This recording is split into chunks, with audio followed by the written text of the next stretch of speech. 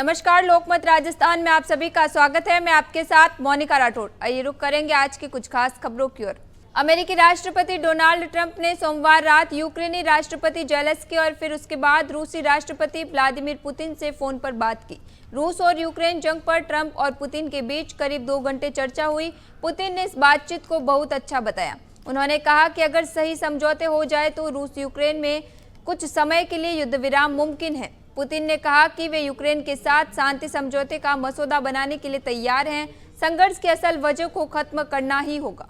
पाकिस्तान और भारत ने आपसी सहमति से अपनी सेनाओं को एलओसी और इंटरनेशनल बॉर्डर पर 7 मई यानी संघर्ष शुरू होने से पहले की पोजीशन पर तैनात करने का फैसला किया है। रिपोर्ट के मुताबिक दोनों देशों की मिलिट्री लीडरशिप, खासकर directors general of military operations, इस वापसी के लिए आपस में तालमेल कर रहे हैं। ये कदम तनाव को कम करने की दिशा में महत्वपूर्ण कदम माना जा रहा है। पाकिस्तानी आर्मी के एक सीनियर अधिकारी ने मीडिया को बताया कि ये फैसला अमेरिका समेत कई देशों की डिप्लोमेटिक कोशिशों से मुमकिन हुआ।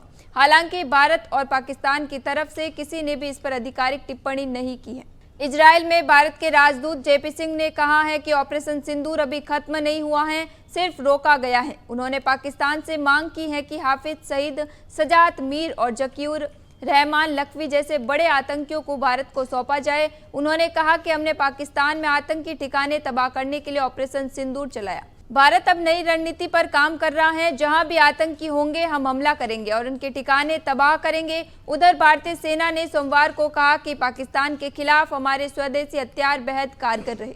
भारत के राष्ट्रीय सुरक्षा सलाहकार अजीत डोभाल ने ईरान के सर्वोच्च राष्ट्रीय सुरक्षा परिषद के सचिव अली अकबर अहमदियान से टेलीफोन पर बातचीत की है। इस बातचीत में भारत ईरान रणनीतिक संबंधों को और मजबूत करने पर चर्चा हुई। इसी दौरान चाबहार पोर्ट प्रोजेक्ट और अंतर्राष्ट्रीय उत्तर दक्षिण परिवहन कॉरिडोर पर जोर दिया गया। भारत ने क्षेत्रीय स्थिरता में ईरान की रचनात्मक भूमिका की सराहना की और चाबहार प्रोजेक्ट पर सहयोग बढ़ाने में भारत की रुचि व्यक्त की। इस प्रोजेक्ट से भारत पाकिस्तान को बाईपास करते हुए सीधे सेंट्रल एशिया तक पहुंच बना सकता है। ईरानी सचिव अहमदियान ने भी राजनीतिक और आर्थिक सहयोग की संभावनाओं पर जोर दिया। साथ ही क्षेत्रीय शांति और स्थिरता के लिए चाबहार प्रोजेक्ट के तेजी से आगे बढ़ने की आवश्यकता बताई। भारतीय सेना के एक अधिकारी ने पाकिस्तान को लेकर बड़ा बयान दिया है। उन्होंने मीडिया से बातचीत करते हुए कहा कि भारत के पास इतनी ताकत है कि वह पाकिस्तान के किसी भी हिस्से को निशाना बना सकता है।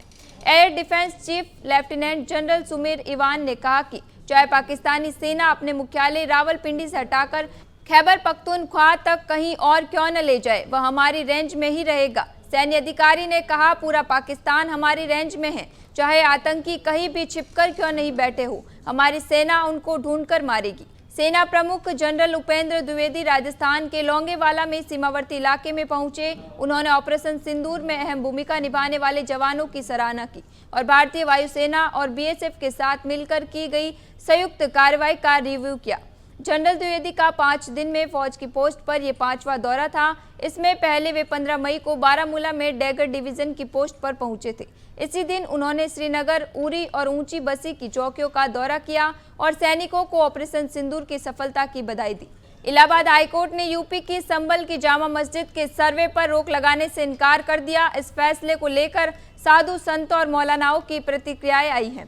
बरेली के ऑल इंडिया मुस्लिम जमात के अध्यक्ष मौलाना मुफ्ती साहबुद्दीन रजवी बरेलवी ने कहा कि हमें मायूसी जरूरी हुई है, लेकिन ये वक्त ना खुशी का है ना गम का है। संभल की जामा मस्जिद कल भी मस्जिद थी, आज भी मस्जिद है और भविष्य में भी मस्जिद ही रहेगी। वहीं प्रयागराज स्थित श्रृंगवेरपुर धाम के पीठाधीश्वर जगत गुरु नारायणाचार्य स्वामी ने इसे सनातन धर्म की जीत बताया और कहा कि हाईकोर्ट के आदेश से यदि शाही जामा मस्जिद का सर्वे हुआ तो निश्चित तौर पर एक बार फिर से हरिहर मंदिर पुनर्जीवित हो उठेगा। मौसम विभाग ने आज मंगलवार को एमपी, यूपी समेत 11 राज्यों में आंधी बारिश के साथ तूफान का अलर्ट जारी किया है।